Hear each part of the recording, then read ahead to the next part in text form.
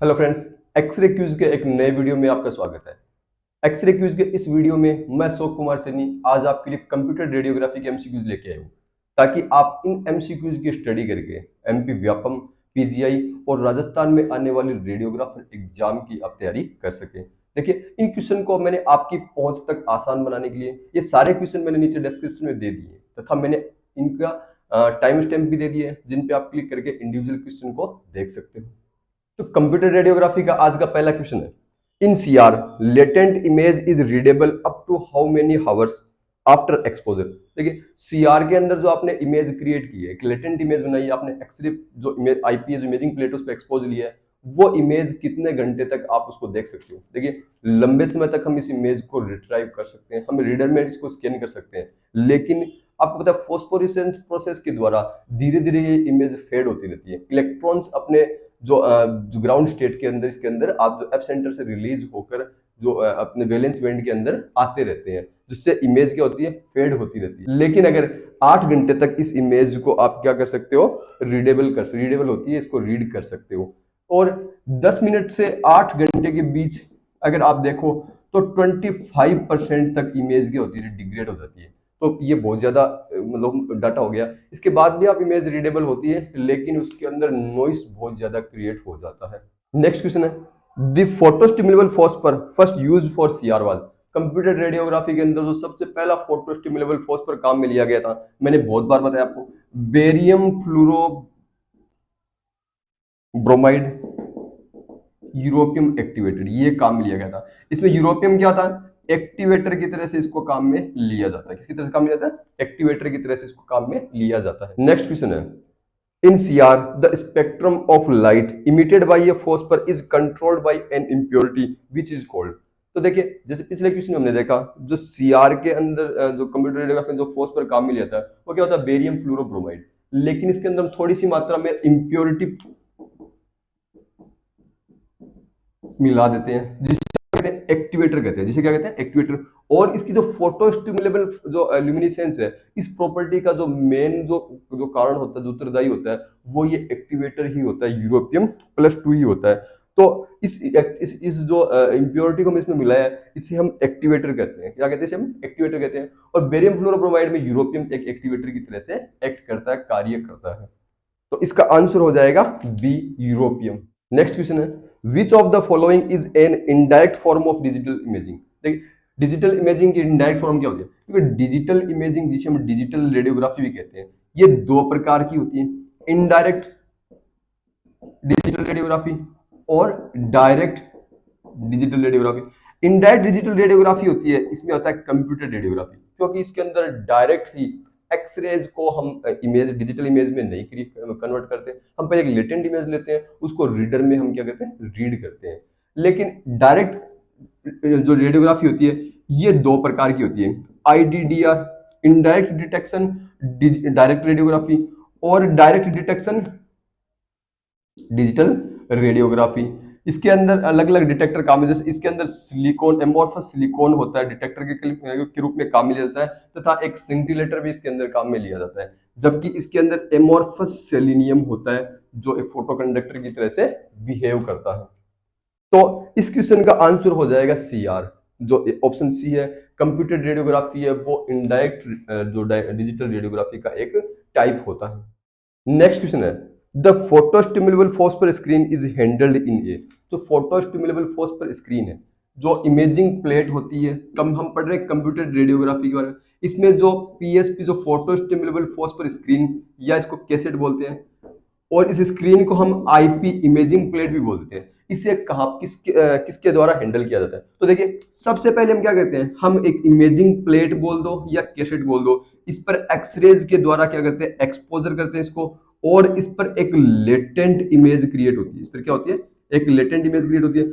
इस latent image को या कैसेट को हम एक रीडर के अंदर डालते हैं। क्या करते हैं, एक रीडर में डालते हैं, जहां पे रेड लेजर लाइट की सहायता से इस इमेज को स्कैन किया जाता है। इसको क्या कहते हैं, स्कैन किया जाता है। लेटेंट इमेज को हम डिजिटल इमेज में कन्वर्ट करते हैं।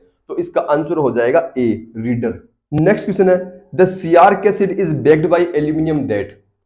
Reflect x rays, absorb x rays, capture the image, transmit X-rays.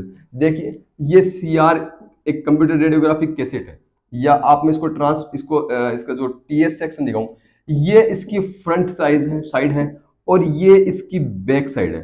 Front side को हम लो जो लो रेडिएशन अटेन्यूएट मटेरियल्स बनाते हैं, यानी ऐसे मटेरियल्स बनाते हैं जो रेडिएशन को बहुत ही कम अटेन्यूएट करता है, ताकि आपकी जो एग्जिट रेडिएशन पेशेंट से आने वाला वो कैसेट के अंदर आसानी से पार हो जाए।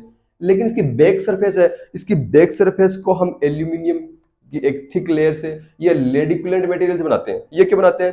क्योंकि ये इससे पार होने वाली एक्सरेज को एब्जॉर्ब कर लेता है। अगर मान लो ये टेबल पर रखी हुई है और एक्सरेज यहाँ पे हम जो इसकी बेकिंग को अगर हम जो हाई एटॉमिक नंबर मटेरियल से या इसकी थिकनेस ज्यादा नहीं करेंगे तो एक्सरेज टकरा के वापस आएगी और ये इस कैसेट को क्या कर देंगी, इस पर नॉइस या फॉग क्रिएट करेगी इस पर।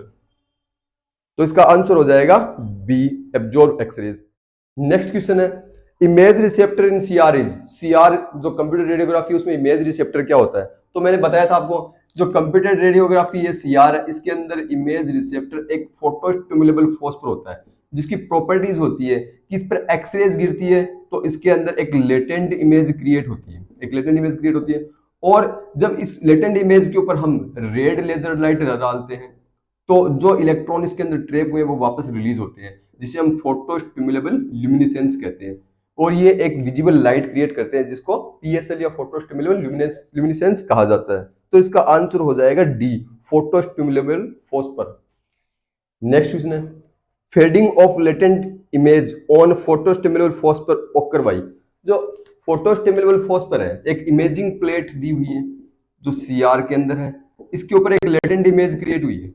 ये लेटेंट इमेज है किसके द्वारा फेड होती है? तो मैंने आपको बताया था इस फॉस्फर पर एक्सरेज गिरती है तो तुरंत ही जो लाइट इमिट होती है उसे हम फ्लोरोसेंस कहते हैं। लेकिन बहुत सारे इलेक्ट्रॉन जो क्रिस्टल डिफेक्ट्स है वहां पर ट्रैप हो जाते हैं और वे लंबे समय में धीरे धीरे अपने आप ही अपनी जो वैलेंस बैंड है वहां पर आते रहते हैं। और इस प्रोसेस को हम बहुत ही फास्टली इसको हम एक्सीलरेट भी कर सकते हैं। हम इस पर रेड लेजर लाइट डालते हैं तो तुरंत भी आ जाते हैं, लेकिन एक लॉन्ग टाइम के अंदर ये धीरे धीरे ऑटोमेटिक अपने वैलेंस बैंड के अंदर इलेक्ट्रॉन्स आते रहते हैं। तो ये प्रोसेस क्या कहलाता है? एक्सरेज अभी डाली है लेकिन इलेक्ट्रॉन्स 10 की घात -8 सेकंड के बाद में बहुत ही लंबे समय तक अपने आप ही आ रहे हैं। ये प्रोसेस फ्लोरोसेंस कहलाती है। ये क्या कहलाती है? फ्लोरोसेंस। तो जो इमेजिंग प्लेट है या फोटोस्टिमुलेबल फॉस्फर इमेज रिसेप्टर है, इस पर जो इमेज फेड होती है वो फॉस्फोरिसेंस प्रोसेस के कारण से होती है। वो किसके कारण से होती है? फॉस्फोरिसेंस के कारण से होती है। तो इस क्वेश्चन के अंदर इसका आंसर हो जाएगा सी, फॉस्फोरिसेंस। नेक्स्ट क्वेश्चन है ल्यूमिनेसेंस सेंटर या एक्टिवेटर इन पीएसपीज। जो फोटो स्टिमुलेबल फॉस्फर होता है उसमें जो ल्यूमिनेसेंस सेंटर या एक्टिवेटर जिसे हम एफ सेंटर भी कहते हैं वो क्या होता है?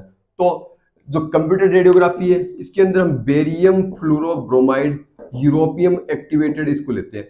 तो ये यूरोपियम एक्टिवेटेड ये क्या कहलाता है? ये इसका जो ल्यूमिनेसेंस सेंटर भी होता है, ये इसका एक्टिवेटर भी कहलाता है, या ये इसका एफ सेंटर जो क्रिस्टल डिफेक्ट है ये इसका एफ सेंटर भी कहलाता है। तो इसका आंसर हो जाएगा सी, यूरोपियम।